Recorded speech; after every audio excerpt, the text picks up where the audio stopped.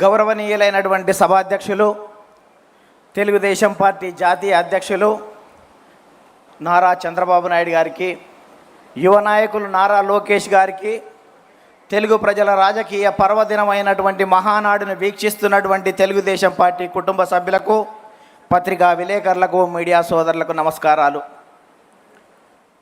ఈ మహానాడు వేదికపై 44 సంవత్సరాల తెలుగుదేశ ప్రస్థానంపై మాట్లాడే అవకాశం ఇచ్చిన జాతీయ అధ్యక్షుల వారికి ధన్యవాదాలు తెలియజేస్తున్నాను. రామన్న రూపుదిద్దిన పార్టీని, చంద్రన్న తీర్చిదిద్దిన పార్టీని నారా లోకేష్ గారు తుదిమేరుగులు దిద్దుతున్నాడని ఈ సందర్భంగా మీ అందరికీ కూడా గుర్తు చేస్తున్నాను. ఈ మహనీయుడు పెట్టినటువంటి తెలుగుదేశం ప్రస్థానంలో మనమందరం మమేకమయ్యాం.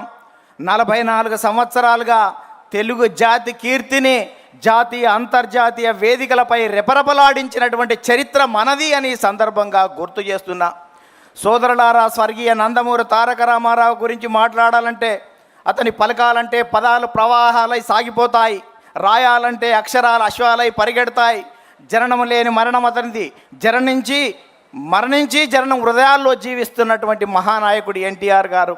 అందుకనే ఒక తరానికి స్ఫూర్తిగా నిలిచాడు, ఒక తరానికి మార్గదర్శకుడు అయ్యాడు. అతడే ఒక ప్రేరణ, అతడే ఒక స్ఫూర్తి, అతడే ఒక చైతన్యం, అతడే ఒక దిక్సూచి, అతడే ఒక మార్గదర్శి.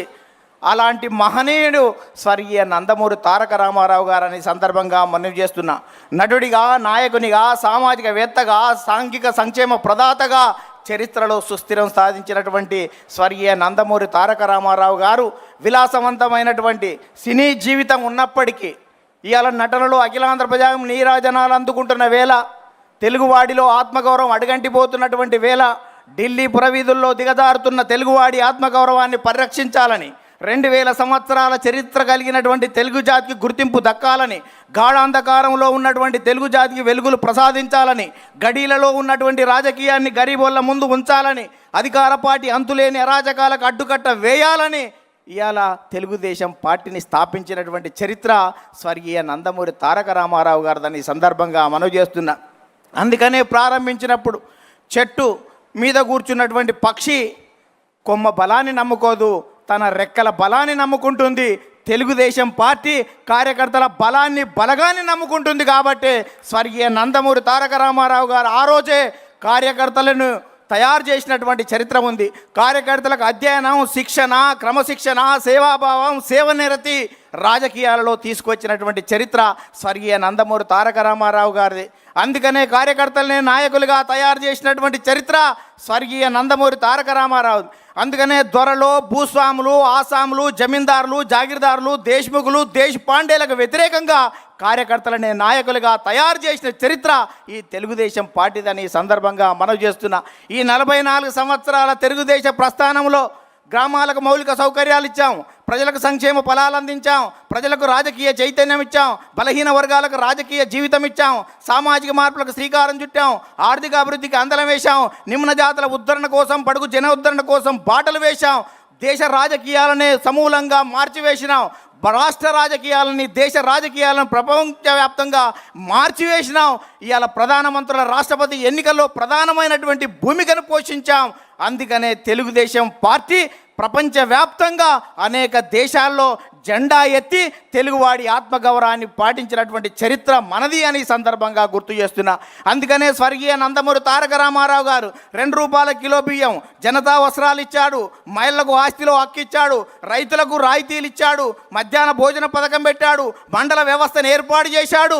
ఇన్ని రకాల కార్యక్రమాలు ఏర్పాటు చేసి ఈ దేశానికి సంక్షేమాన్ని పరిచయం చేస్తే ఆ తర్వాత వచ్చినటువంటి నారా చంద్రబాబు నాయుడు గారు విద్యార్థిగా, విద్యార్థి నాయకునిగా, గోల్డ్ మెడలిస్ట్గా, ఎకానమిస్ట్గా, ఎమ్మెల్యేగా, మంత్రిగా, ముఖ్యమంత్రిగా, ప్రతిపక్ష నేతగా, ఎన్డీఏ కన్వీనర్గా సుదీర్ఘ రాజకీయ అనుభవం ఉన్న చంద్రబాబు నాయుడు గారు అనేక సంస్కరణలు, జన్మభూమి, ప్రజల వద్ద పాలన, ఆకస్మిక తనిఖీలు, ఫ్లైఓవర్లు, ముందడుగు, చైతన్యం, ఆదరణ, దీపం, రోషిని వంటి పథకాలు పెట్టి అనేక సంస్కరణలకు శ్రీకారం చుట్టినటువంటి చరిత్ర నారా చంద్రబాబు నాయుడు గారిది. అందుకనే 44 సంవత్సరాలు గడుస్తున్నా నారా అంటే జనం రారా అని పిలుస్తున్నటువంటి చరిత్ర ఈ రాష్ట్రంలో ఉందని. అందుకనే చంద్రబాబు నాయుడుకు ప్రపంచవ్యాప్తంగా ఉన్నటువంటి అవకాశాలను యువత పునికి పుచ్చుకొని వెదికి పట్టుకోవాలనే ఉద్దేశంతో ఇవాళ విద్యకు ప్రాధాన్యత ఇస్తే ఇవాళ హైదరాబాద్ ఉమ్మడి రాష్ట్రంలో మైక్రోసాఫ్ట్ వచ్చింది, ఇన్ఫోసిస్ వచ్చింది, IRDA వచ్చింది, IIIT వచ్చింది, నల్సార్ వచ్చింది, నిఫ్ట్ వచ్చింది, ఇవాళ నేషనల్ కన్స్ట్రక్షన్ వచ్చింది,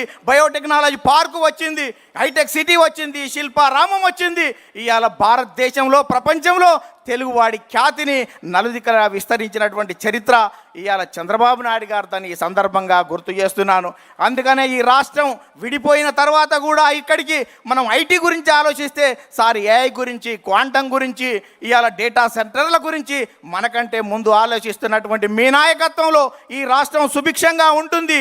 తెలుగు జాతి కీర్తి కోసం మీరు ఎంత ముందుకు వెళ్ళినా మేము రావడానికి సిద్ధంగా ఉన్నామని ఈ సందర్భంగా గుర్తు చేస్తూ యువ నాయకుడు నారా లోకేష్ గాలిపటంలా ఎంత గాలి ఎక్కువ వస్తే గాలిపటం పైకెగిరినట్టు ఇవాళ అనేక రకాలుగా ఇబ్బందులతో ఎదిగినటువంటి నారా లోకేష్ గారి నాయకత్వంలో భవిష్యత్తులో మరింత రాజుదేల్తామని సందర్భంగా గుర్తు చేస్తూ ఒక చిన్న కథ ఈ రాష్ట్రంలో ఉన్నటువంటి ప్రతిపక్ష పార్టీలకు అందరికీ గుర్తు చేస్తాను.